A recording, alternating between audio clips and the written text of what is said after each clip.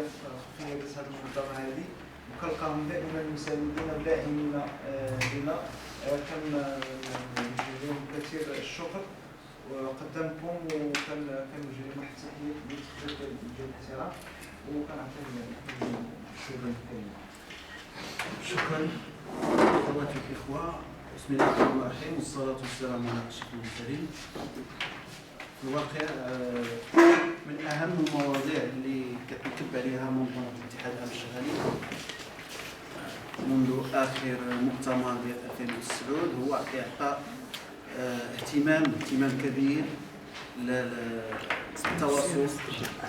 التواصل ما بين القاعده والقمه والقواعد بواسطه دورات تكوينيه في مجالات عده.